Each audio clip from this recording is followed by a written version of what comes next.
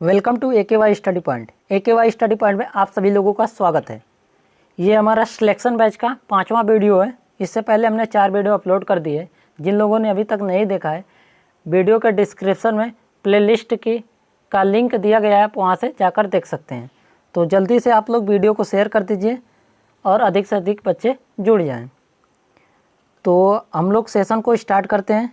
आज के वीडियो में हम लोग 45 प्लस क्वेश्चनों को देखेंगे, जिसमें करंट अफेयर्स भी शामिल होगा, जीके प्लस जीएस होंगे, जो हूबहू पेपर में छपने वाले प्रश्न होंगे, जो बिल्कुल नए पैटर्न पर आधारित होंगे।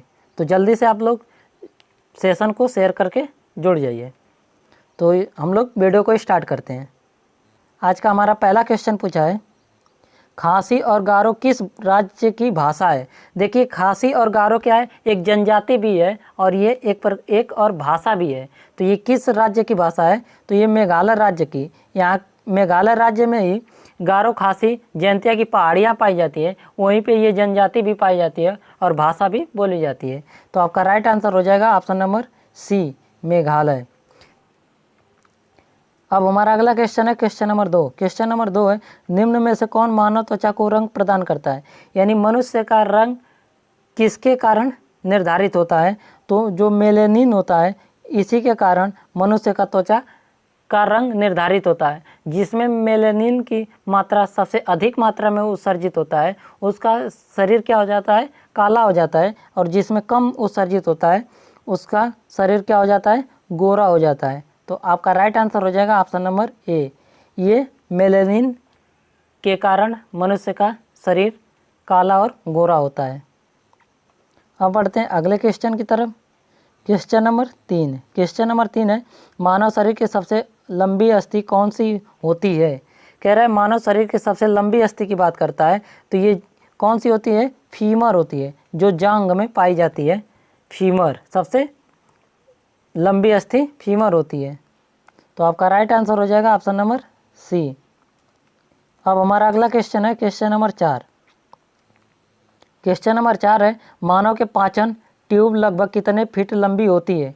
जो मानव के पाचन ट्यूब होती है वो लगभग कितने फीट होती है लंबी, तो 32 फीट लंबी होती है। तो आपका राइट आंसर हो जाएगा ऑप्शन नंबर डी।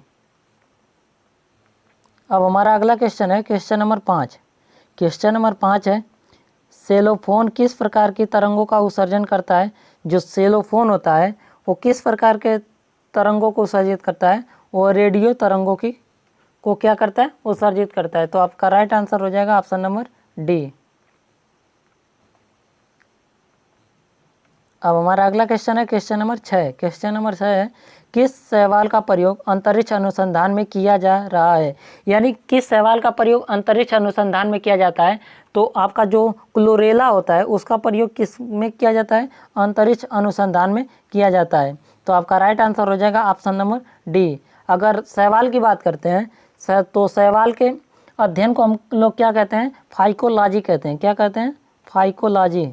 शैवालों के अध्ययन को फाइकोलॉजी कहा जाता है, ठीक है। और कौकों के अध्ययन को क्या कहते हैं, माइकोलॉजी कहा जाता है। अब हमारा अगला क्वेश्चन है क्वेश्चन नंबर 7। क्वेश्चन नंबर 7 है, निम्नलिखित में से कौन शरीर में संक्रमण से लड़ता है।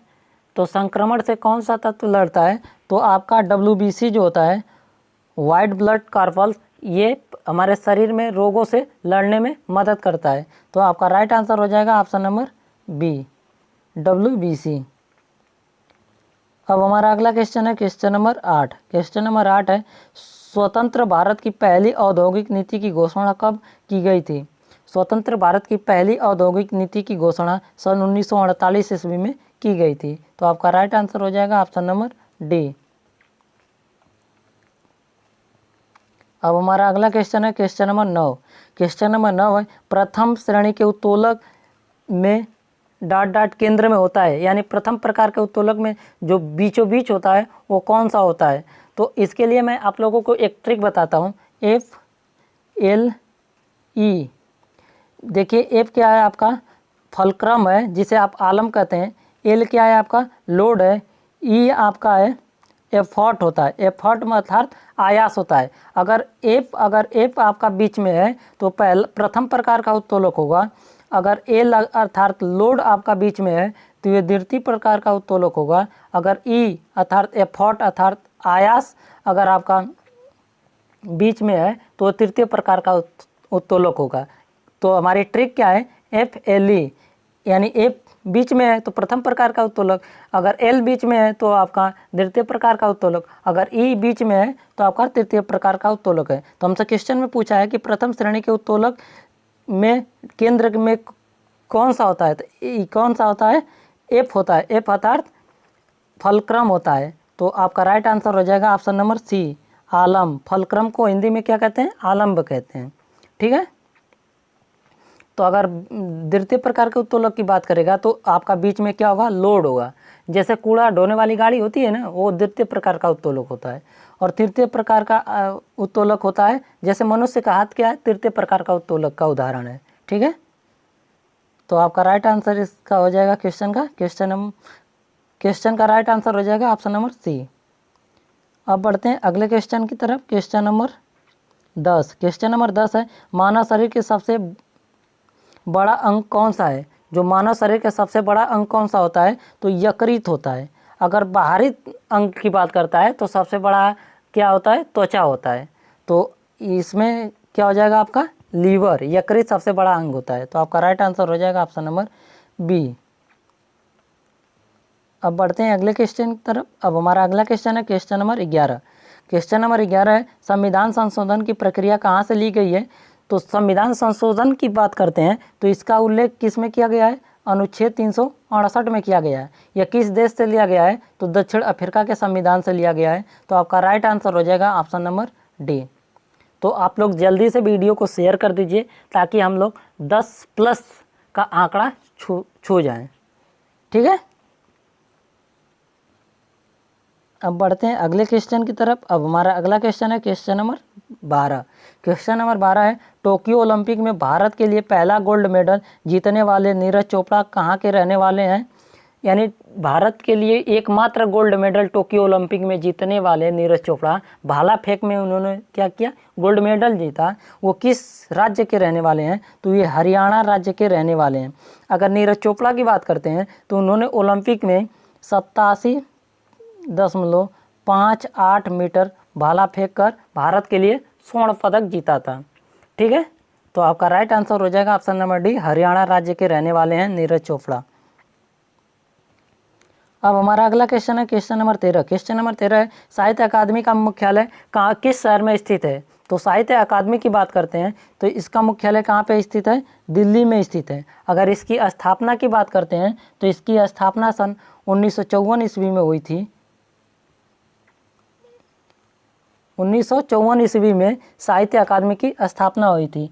इसके वर्तमान में अगर बात करते हैं अध्यक्ष कौन है, तो चंद्रशेखर कंबार इसके वर्तमान में अध्यक्ष हैं। कौन है, चंद्रशेखर कंबार।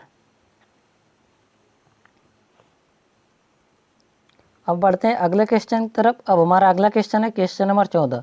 देखिए क्वेश्चन नंबर 14 है, क्या है, ये न्यूमेरिकल है। आप लोग ध्यान से क्वेश्चन को पढ़िए, बिल्कुल आसान तरीके से इसको मैं आप लोगों को बताता हूँ कैसे इसको सॉल्व किया जाता है। कह रहा है 3 किग्रा की एक पिस्तौल से 180 मीटर प्रति सेकंड वेग से एक 40 ग्राम की गोली क्षैतिज रूप से चलाई गई है। पिस्तौल का प्रतिघाती वेग कितना होगा, यानी प्रतिघाती वेग कह रहा है। तो आपका क्या इसको में करना है, तो इसका फार्मूला अब होता है संवेग दोनों का क्या होगा, यानी जो पिस्तौल का संवेग होगा और जो गोली का संवेग होगा, गोली का संवेग आगे की तरफ कार्य करेगा और पिस्तौल का जो संवेग होगा वो पीछे की ओर कार्य करेगा। जैसे ही आप बंदूक छोड़ते हैं तो यानी बंदूक क्या आपको पीछे की ओर धक्का मारते हैं तो उसका संवेग पीछे की ओर कार्य करता है। तो दोनों का संवेग बराबर होता है, यानी आप लिखेंगे गोली का द्रव्यमान गुणे गोली का वेग बराबर हो जाएगा बंदूक का द्रव्यमान गुणे बंदूक का वेग। तो आपका गोली का द्रव्यमान कितना दिया गया है, 40 ग्राम दिया गया है। तो 40 ग्राम को आप किलोग्राम में बदलेंगे, 40 बटा कितना हो जाएगा 1000। अब उसका गोली का वेग कितना दिया गया है, 180 मीटर प्रति सेकंड दिया गया है। बराबर में देखिए बंदूक का जो दिया गया है कितने, उसका कितना वजन दिया गया है 3 किलोग्राम। 3 गुणे वेग आपसे पूछा है तो वेग आपको निकालना है। तो इसको सॉल्व करेंगे तो 1 0 से 1 0 जाएगा, यहाँ से 1 0 कट जाएगा। अब यहाँ से 3 छक 18, 6 चौको 24, तो इसको सॉल्व करेंगे तो कितना आ जाएगा 2.4 मीटर पर सेकेंड आ जाएगा। लेकिन हमसे क्या प्रतिघाती वेग पूछा है, तब प्रतिघाती यानी विपरीत होगा, तो इसका चिन्ह क्या हो जाएगा, माइनस हो जाएगा। तो आपका राइट आंसर हो जाएगा ऑप्शन नंबर सी, -2.4 मीटर प्रति सेकेंड हो जाएगा। तो आप लोग फार्मूला याद रखिएगा, यानी गोली का संवेग बराबर हो जाएगा बंदूक का संवेग, यानी बंदूक का विपरीत दिशा में किया गया संवेग। अब बढ़ते हैं अगले क्वेश्चन की तरफ। अब हमारा अगला क्वेश्चन है क्वेश्चन नंबर 15। क्वेश्चन नंबर 15 कह रहा है एक हल्के और एक भारी पिंड की गतिज ऊर्जा समान है, इनमें से किसका संवेग अधिक होगा। देखिए संवेग की कह रहा है, इसका गतिज ऊर्जा दोनों का क्या है, समान है। तो संवेग और गतिज ऊर्जा में क्या संबंध होता है, के बराबर होता है P²/2m होता है। जब आपका काइनेटिक एनर्जी क्या है, समान है, अर्थात कांस्टेंट है, अर्थात नियतांक है, तो यहाँ से आपका P बराबर हो जाएगा √m हो जाएगा। तो m हो जाएगा, तो इसका मतलब कि जिस संवेग किस पर निर्भर करता है, उसके द्रव्यमान पर निर्भर करेगा। जितना द्रव्यमान अधिक होगा उसका संवेग क्या हो जाएगा, अधिक हो जाएगा। तो हमारा राइट आंसर हो जाएगा ऑप्शन नंबर सी, भारी पिंड पर का द्रव्यमान क्या होता है। तो हमारा राइट आंसर हो जाएगा ऑप्शन नंबर सी, भारी पिंड का क्या हो जाएगा, संवेग अधिक होगा, क्योंकि संवेग किस पर निर्भर करता है, उसके द्रव्यमान पर निर्भर करता है। तो द्रव्यमान बढ़ेगा तो संवेग बढ़ेगा। तो आपका राइट आंसर हो जाएगा ऑप्शन नंबर सी। अब हमारा अगला क्वेश्चन है क्वेश्चन नंबर 16। क्वेश्चन नंबर 16 है पीको का अर्थ होता है, 10⁻⁻12 को क्या कहते हैं, पीको कहते हैं। तो आपका राइट आंसर हो जाएगा ऑप्शन नंबर सी। अब बढ़ते हैं अगले क्वेश्चन की तरफ। अब हमारा अगला क्वेश्चन है क्वेश्चन नंबर 17। क्वेश्चन नंबर 17 कह रहा है माउंट एवरेस्ट फतह करने वाले पहले एशियाई नेत्रहीन कौन बने हैं। यानी माउंट एवरेस्ट, तो माउंट एवरेस्ट की बात करते हैं तो इसकी ऊंचाई 8,848.5 मीटर है, जो हाल ही में इसकी लंबाई बताई गई है चाइना द्वारा। इसकी ऊंचाई इस समय कितनी है, 8,848.5 मीटर। ये कहाँ पे पड़ता है, ये नेपाल में पड़ता है। कहाँ पे पड़ता है, नेपाल में। नेपाल में माउंट एवरेस्ट को किस नाम से जाना जाता है, सागर माथा के नाम से जाना जाता है। तो पहली नेत्रहीन एशियाई कौन बनी है, कौन, झांग होंग बनी है, जो चीन देश की रहने वाली हैं। कहाँ की रहने वाली हैं, चीन देश की रहने वाली हैं। तो आपका राइट आंसर हो जाएगा ऑप्शन नंबर बी। अब बढ़ते हैं अगले क्वेश्चन तरफ। अब हमारा अगला क्वेश्चन है क्वेश्चन नंबर 18। क्वेश्चन नंबर 18 है अंतर्राष्ट्रीय ओलंपिक समिति का मुख्यालय कहाँ स्थित है। अंतर्राष्ट्रीय ओलंपिक समिति का मुख्यालय ल्यूसाने स्विट्जरलैंड में स्थित है। अगर इसके वर्तमान अध्यक्ष की बात करते हैं तो थॉमस बाक इस समय वर्तमान में ओलंपिक समिति के अध्यक्ष हैं, थॉमस बाक। ठीक है, तो अब बढ़ते हैं अगले क्वेश्चन तरफ। अब हमारा अगला क्वेश्चन है क्वेश्चन नंबर 19। क्वेश्चन नंबर 19 है WHO ने हाल ही में कोरोना महामारी से संबंधित जानकारी के लिए मोबाइल एप्लीकेशन को लॉन्च किया है। इस एप्लीकेशन का क्या नाम है। तो जो WHO ने हाल ही में कोरोना महामारी से संबंधित मोबाइल एप्लीकेशन लॉन्च किया है, उस एप्लीकेशन का नाम है WHO कोविड-19। तो आपका राइट आंसर हो जाएगा WHO का मुख्यालय कहाँ पे स्थित है, तो इसका मुख्यालय जेनेवा में स्थित है। अब बढ़ते हैं अगले क्वेश्चन की तरफ। अब हमारा अगला क्वेश्चन है क्वेश्चन नंबर 20। क्वेश्चन नंबर 20 कह रहा है इराक हरजोग किस देश के नए राष्ट्रपति बने हैं। तो इराक हरजोग जो है वो इजराइल देश के नए राष्ट्रपति बने हैं। तो आपका राइट आंसर हो जाएगा ऑप्शन नंबर सी, इजराइल देश के नए राष्ट्रपति इसाक हरजोग बने हैं। तो आपका राइट आंसर हो जाएगा ऑप्शन नंबर सी। अब बढ़ते हैं अगले क्वेश्चन तरफ। अब हमारा अगला क्वेश्चन है क्वेश्चन नंबर 21। क्वेश्चन नंबर 21 है घोड़े और गधे के बीच संकर को क्या कहा जाता है। तो घोड़े और गधे के बीच संकर को हम लोग खच्चर कहते हैं। तो आपका राइट आंसर हो जाएगा ऑप्शन नंबर ए, खच्चर। ठीक है, सबसे अधिक खच्चर कहाँ पे पाए जाते हैं, पाकिस्तान में। इसीलिए पाकिस्तान को खच्चड़ों वाला देश कहा जाता है। अब बढ़ते हैं अगले क्वेश्चन तरफ। अब हमारा अगला क्वेश्चन है क्वेश्चन नंबर 22। क्वेश्चन नंबर 22 है, अकबर का जन्म कब हुआ था? तो अकबर का जन्म 15 अक्टूबर 1542 ईस्वी में हुआ था।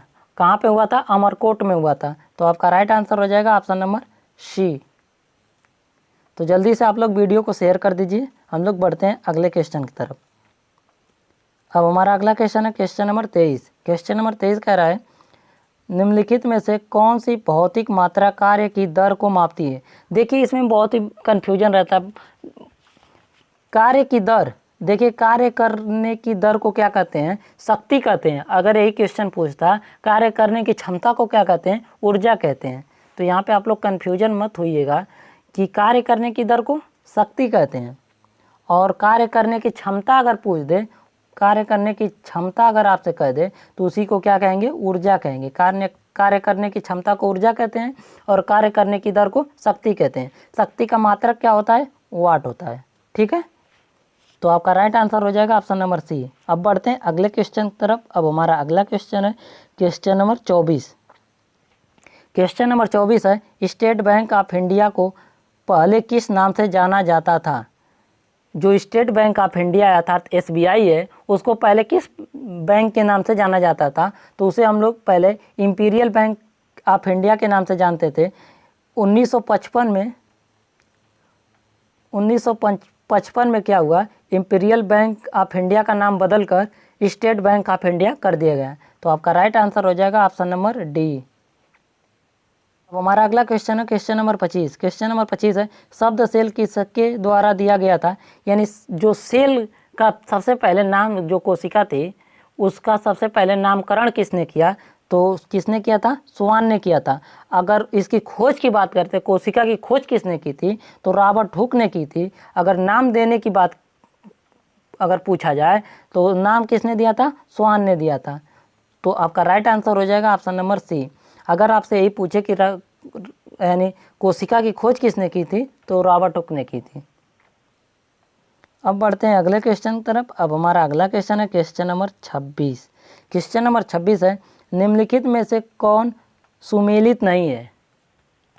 कह रहा है इसमें से कौन सुमेलित नहीं है? तो अब आपके लिए ऑप्शन है, ऑप्शन नंबर ए आपका दिया है आवेग, यानी आवेग का मात्रक क्या होता है? न्यूटन सेकेंड, सही है। संवेग का मात्रक क्या होता है? किलोग्राम मीटर प्रति सेकेंड होता है। संवेग क्या होता है? द्रव्यमान और वेग के गुणनफल को संवेग कहते हैं। तो ये भी सही है।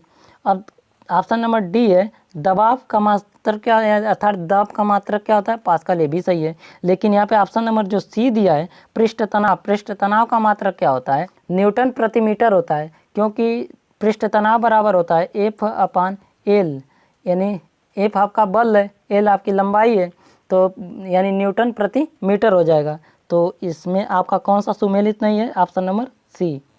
ठीक है, पृष्ठ तनाव का मात्रक न्यूटन प्रति मीटर होता है, न कि न्यूटन प्रति मीटर वर्ग मीटर होता है। ठीक है, अब बढ़ते हैं अगले क्वेश्चन की तरफ। Question number 27। क्वेश्चन नंबर 27 है, जब सीधे ऊपर की ओर फेंका गया एक पत्थर शीर्ष पर पहुंचता है तो इसका, देखिए जब आप किसी, मान लीजिए यहाँ पे एक पत्थर है, इसको जब आप ऊपर फेंकेंगे शीर्ष पर ये पहुँचेगा तो इसका वेग क्या हो जाएगा? शून्य हो जाएगा। लेकिन त्वरण शून्य नहीं होता है, कभी त्वरण शून्य नहीं होगा। तो इसमें आपका सही आंसर हो जाएगा ऑप्शन नंबर बी, वेग शून्य होता है तथा त्वरण लगभग 10 मीटर प्रति सेकेंड स्क्वायर होता है। किसी वस्तु को अगर नीचे से ऊपर फेंकते हैं तो आपका जब ऊपर पहुँचेगा, अपने अधिकतम बिंदु पर जब वो पहुँचेगा तो उसका वेग शून्य हो जाएगा, लेकिन त्वरण उसका शून्य नहीं होगा। तो आपका राइट आंसर हो जाएगा ऑप्शन नंबर बी। अब हमारा अगला क्वेश्चन है क्वेश्चन नंबर 28। तो जल्दी से आप लोग वीडियो को शेयर कर दीजिए। हम लोग क्वेश्चन नंबर 28 पर पहुँच चुके हैं, ताकि अधिक से अधिक बच्चे जुड़ जाएं और इस वीडियो का लाभ उठा सकें और आने वाली परीक्षाओं में अधिक से अधिक नंबर ला सकें। तो हमारा क्वेश्चन नंबर 28 है, कब कहा जाएगा कि कोई पिंड मुक्त रूप से गिर रहा है? यानी कब कहा जा सकता है कि कोई पिंड क्या है? मुक्त रूप से गिर रहा है। तो जब गुरुत्वीय बल जिस वस्तु पर सिर्फ गुरुत्वीय बल कार्य करेगा तो उस समय कहा जाएगा कि कोई वस्तु क्या है, मुक्त अवस्था से गिर रहा है। तो आपका राइट आंसर हो जाएगा ऑप्शन नंबर सी। जब इस पर केवल गुरुत्वीय बल कार्य करे तो हम कह सकते हैं कि कोई पिंड मुक्त अवस्था से गिर रहा है। तो आपका राइट आंसर हो जाएगा ऑप्शन नंबर सी। अब बढ़ते हैं अगले क्वेश्चन की तरफ। Question number 29। क्वेश्चन नंबर 29 है, जमभाई क्यों आती है? जमभाई का मतलब कभी जैसे आप पढ़ रहे हैं तो आपको नींद आने लगती है, तो उसी को क्या कहा जाता है? जमभाई कहा जाता है। जमभाई कब आती है? जब क्या होता है, CO2 की मात्रा क्या हो जाती है? बढ़ जाती है, और ऑक्सीजन की मात्रा क्या हो जाती है? घट जाती है। जब ऑक्सीजन की मात्रा घटती है और CO2 की मात्रा बढ़ जाती है, उस समय आपको जमभाई आने लगती है। कब? किसमें? फेफड़े में। जब कार्बन डाइऑक्साइड की मात्रा बढ़ती है और ऑक्सीजन की मात्रा घटती है तो आपको उस समय जमभाई आती है। तो आपका राइट आंसर हो जाएगा ऑप्शन नंबर ए, फेफड़े में कार्बन डाइऑक्साइड बढ़ने के कारण। अब बढ़ते हैं अगले क्वेश्चन की तरफ। Question number 30। क्वेश्चन नंबर 30 कह रहा है, सलीम चिश्ती का मकबरा किस में स्थित है? तो सलीम चिश्ती का मकबरा कहाँ पे स्थित है? तो फतेहपुर सीकरी में स्थित है सलीम चिश्ती का मकबरा। तो आपका राइट आंसर हो जाएगा ऑप्शन नंबर बी। अब बढ़ते हैं अगले क्वेश्चन तरफ। अब हमारा अगला क्वेश्चन है क्वेश्चन नंबर 31। क्वेश्चन नंबर 31 है, कहाँ की सरकार ने डिजिटल शिक्षा को बढ़ावा देने के लिए यूनटैब योजना शुरू की है? यानी कहाँ की सरकार ने डिजिटल शिक्षा को बढ़ावा देने के लिए यूनटैब योजना शुरू की है? तो वो है कहाँ पे? लद्दाख में। लद्दाख की सरकार ने डिजिटल शिक्षा को बढ़ावा देने के लिए यूनटैब योजना को शुरुआत की है। तो वहाँ पे कितने, लगभग 12,300 के आसपास वहाँ पे बच्चों को लैपटॉप में यानी मुफ्त में लैपटॉप बांटे गए हैं। ठीक है।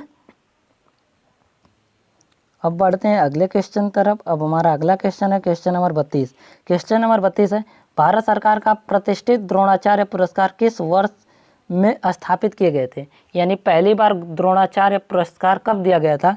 तो 1985 में। तो आपका राइट आंसर हो जाएगा ऑप्शन नंबर डी। अब बढ़ते हैं अगले क्वेश्चन तरफ। अब हमारा अगला क्वेश्चन है क्वेश्चन नंबर 33। क्वेश्चन नंबर 33 है, मान लें एक ग्रह जिसका द्रव्यमान और त्रिज्या दोनों पृथ्वी के द्रव्यमान और त्रिज्या के 2 गुने हैं।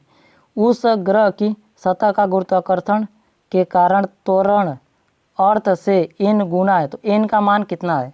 तो कह रहा है इसका जो द्रव्यमान है और त्रिज्या दोनों क्या है? 2 गुना है। तो आप जानते हैं स्मॉल g बराबर होता है कैपिटल G इंटू ME अपान RE स्क्वायर। ही नहीं होता है क्या? यानी गुरुत्वीय त्वरण बराबर होता है G इंटू ME अपान RE स्क्वायर। कह रहा है द्रव्यमान भी दूना है और त्रिज्या भी दूना है। जब द्रव्यमान को दूना करेंगे तो 2 ही होगा, और RE का यानी त्रिज्या को भी आप दूना कर रहे हैं तो RE का स्क्वायर हो जाएगा, यानी त्रिज्या का स्क्वायर हो जाएगा। तो 2 का स्क्वायर करेंगे तो कितना हो जाएगा? 4। इसको सॉल्व करेंगे तो 2 एकम 2, 2 दूना 4, कितना आ जाएगा? 1/2। तो आपका राइट आंसर हो जाएगा ऑप्शन नंबर सी, 1/2। ठीक है। तो आप लोग फार्मूला ये याद कर लीजिएगा, G बराबर स्मॉल g बराबर होता है कैपिटल G इंटू ME अपान RE स्क्वायर। ME आपका क्या है? पृथ्वी का द्रव्यमान है, और RE क्या है? आपका पृथ्वी का त्रिज्या है। G क्या है? गुरुत्वाकर्षण नियतांक है। कैपिटल G क्या है? गुरुत्वाकर्षण नियतांक है। स्मॉल g क्या है? गुरुत्वीय त्वरण है। अब बढ़ते हैं अगले क्वेश्चन की तरफ। अब हमारा अगला क्वेश्चन है क्वेश्चन नंबर 34। क्वेश्चन नंबर 34 है, SHM से गुजरने वाले कण के लिए वेग को विस्थापन के मुकाबले में आलेखित किया जाता है कि वक्र होगा। तो इसका वक्र आपका कैसा होगा? तो एक दीर्घ वृत्त होगा। तो आपका राइट आंसर हो जाएगा option number A.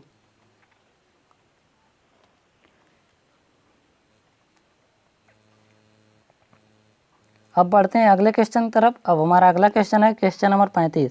Question number 35 है, यदि किसी व्यक्ति की रक्त वाहिकाओं की त्रिज्या घटती है तो उसका रक्तचाप क्या होगा? अगर मान लीजिए ये रक्त वाहिकाएँ हैं, जब इनकी त्रिज्याएँ क्या, पहले इसकी त्रिज्या ऐसी थी, अब इसकी त्रिज्या अगर घट जा रही है जैसे ये पतली हो जाएगी तो रक्तचाप आपका जो ब्लड प्रेशर हो जाएगा क्या हो जाएगा, बढ़ जाएगा। जैसे ही त्रिज्या घटेगी वैसे ही आपका ब्लड प्रेशर हाई हो जाएगा। तो आपका राइट आंसर हो जाएगा ऑप्शन नंबर ए। अब हमारा अगला क्वेश्चन है क्वेश्चन नंबर 36। क्वेश्चन नंबर 36 है 2 करोड़ से अधिक कोविड-19 टीकाकरण कराने वाला देश का पहला राज्य कौन बन गया है। इससे पहले मैंने कल की वीडियो में एक क्वेश्चन कराया था कि 100% टीकाकरण करने वाला कौन सा शहर बना है, तो वो भुवनेश्वर शहर बना था। लेकिन इसमें क्या कह रहा है कि 2 करोड़ से अधिक कोविड-19 टीका कराने वाला देश का पहला राज्य कौन बना है, तो अपना ये यूपी बना है। तो आपका राइट आंसर हो जाएगा ऑप्शन नंबर सी। अब बढ़ते हैं अगले क्वेश्चन की तरफ। Question number 37। क्वेश्चन नंबर 37 है टोक्यो ओलंपिक 2021 का शुभंकर क्या है। हाल ही में जो टोक्यो ओलंपिक खेल आयोजन हुआ था 23 जुलाई से 8 अगस्त के बीच, इसका जो शुभंकर था तो कौन था, मिराई तोवा था। तो आपका राइट आंसर हो जाएगा option number B. Tokyo Olympic में भारत ने टोटल 7 पदक जीते, जिसमें से 1 गोल्ड मेडल, 2 सिल्वर मेडल और 4 ब्रॉन्ज मेडल जीते। और भारत की रैंकिंग चौथे स्थान पर आओ टोक्यो ओलंपिक 2020 में, तो भारत चौथे स्थान पर आता, 48वें स्थान पर आता। पहले स्थान पर कौन था, अमेरिका था, दूसरे स्थान पर चीन था और तीसरे स्थान पर जापान था।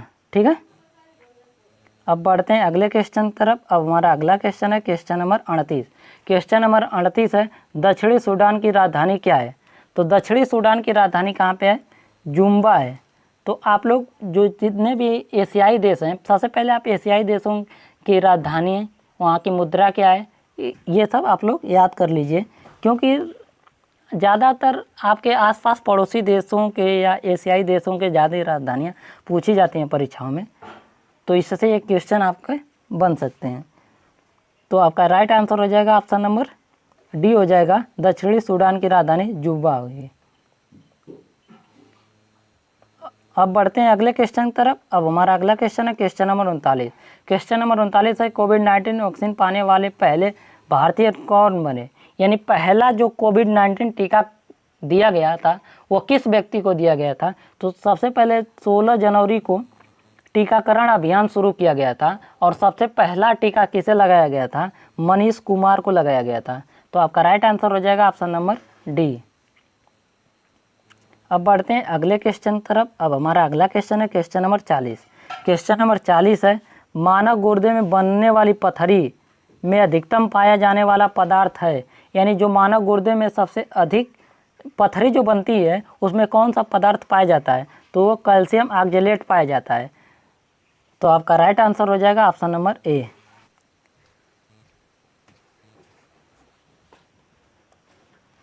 जल्दी से आप लोग वीडियो को शेयर कर दीजिए ताकि अधिक से अधिक बच्चे जुड़ जाएं। अभी तक जिन लोगों ने वीडियो को लाइक नहीं किया है वीडियो को लाइक कर दें। अगर चैनल को सब्सक्राइब नहीं किए हैं तो चैनल को सब्सक्राइब कर लें और पास में लगी बेल आइकन को भी प्रेस कर लीजिए ताकि जो भी वीडियो अपलोड की जाएगा उसका नोटिफिकेशन आपको सबसे पहले मिलेगा। तो बढ़ते हैं अगले क्वेश्चन की तरफ। अब हमारा अगला क्वेश्चन है क्वेश्चन नंबर 41। क्वेश्चन नंबर 41 है ज्यामिति का जनक किसे कहा जाता है। जो ज्यामिति का जनक किसे कहते हैं, यूक्लिड को कहते हैं। तो आपका राइट आंसर हो जाएगा ऑप्शन नंबर ए, यूक्लिड। अब हमारा अगला क्वेश्चन है क्वेश्चन नंबर 42। क्वेश्चन नंबर 42 है निम्नलिखित में से कौन भारतीय रिजर्व बैंक का गवर्नर नहीं था। तो भारतीय रिजर्व बैंक की बात करते हैं तो इसकी स्थापना 1935 में हुई थी। इसके पहले गवर्नर कौन थे, ओसबोर्न स्मिथ पहले गवर्नर थे। और पहले भारतीय गवर्नर कौन थे, CD देशमुख पहले भारतीय गवर्नर थे। तो मनमोहन सिंह की बात करते हैं, ये भी RBI के गवर्नर रह चुके हैं और भारत के प्रधानमंत्री भी रह चुके हैं और भारत के एक अच्छे अर्थशास्त्री भी हैं। उर्जित पटेल भी भारत के गवर्नर रह चुके हैं। रघुराम राजन भी भारत के गवर्नर रह चुके हैं। रघुराम राजन जी की एक पुस्तक है I do what I do, इनकी एक फेमस पुस्तक है, तो इनकी पुस्तक भी पूछी जाती है, तो आप लोग इसे याद कर लीजिएगा। I do what I do इनकी फेमस पुस्तक है। और सुनील अरोड़ा की बात करते हैं तो ये भारत के मुख्य चुनाव आयुक्त रह चुके हैं। इस समय वर्तमान में भारत के मुख्य चुनाव आयुक्त सुशील चंद्रा हैं। तो आपका राइट आंसर हो जाएगा option number B, Sunil Arora Bharat के भारतीय RBI रिजर्व बैंक के गवर्नर नहीं है। ठीक है, तो आपका राइट आंसर हो जाएगा ऑप्शन नंबर बी। अब बढ़ते हैं अगले क्वेश्चन की तरफ। अब हमारा अगला क्वेश्चन है क्वेश्चन नंबर 43। क्वेश्चन नंबर 43 है, अंग्रेजों की ग्रीष्मकालीन राजधानी थी। जो अंग्रेजों की ग्रीष्मकालीन राजधानी थी तो कौन थी? शिमला थी। तो आपका राइट आंसर हो जाएगा ऑप्शन नंबर बी। अब हमारा अगला क्वेश्चन है क्वेश्चन नंबर 44। क्वेश्चन नंबर 44 है, विषाणु में क्या पाया जाता है? विषाणु अर्थात वायरस। वायरस की खोज किसने की थी? इवानोवस्की ने की थी। किसने की थी? इवानोवस्की। ये क्वेश्चन बहुत पूछा जाता है कि वायरस की खोज किसने की? इवानोवस्की ने की थी। तो वायरस में क्या पाया जाता है? न्यूक्लिक एसिड भी पाया जाता है और प्रोटीन भी पाया जाता है। तो आपका राइट आंसर हो जाएगा ऑप्शन नंबर सी।